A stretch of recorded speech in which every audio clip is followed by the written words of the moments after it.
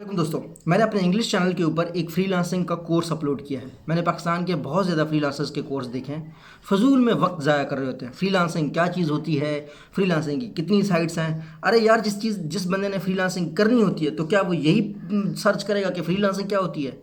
क्या वो यही आपसे पूछना चाहता है? क्या वो यही आपसे पूछना चाहता है टॉप 10 फ्रीलांसिंग साइट्स कौन है? अभी आप गूगल करें, आपको अभी 10 की 20 की लिस्ट आ जाएगी। अब इस पर अगर मैं एक वीडियो बना दूं तो आप कहेंगे कि फ़ारूक साहब बात तो ठीक नहीं है।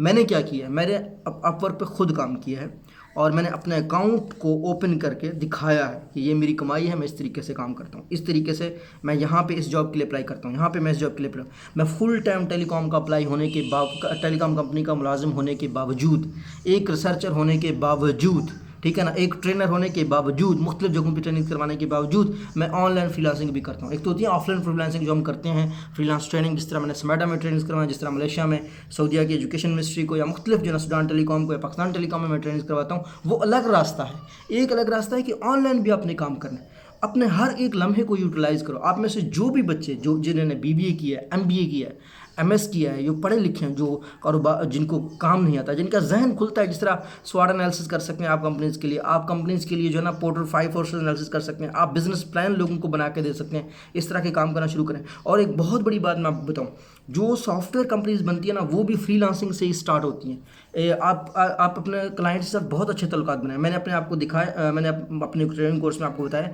कि किस तरीके से एक क्लाइंट बेल्जियम का था, उन्होंने एक स्टार्टअप स्टार्ट किया, मैंने उनके साथ काम किया तकरीबन पूरे स्टार्टअप में, और उस क्लाइंट से मैंने $1500 के अराउंड कमाए थे।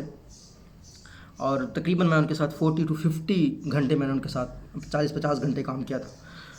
तो जब उनका वो प्रोजेक्ट बहुत सक्सेसफुल हो गया, मैंने उनको फंडिंग लेने में भी, उनकी जो प्रेजेंटेशन वगैरह थी, जिस तरह फंडिंग की वो एक रिपोर्ट राइट करनी होती है, वो भी लिखी।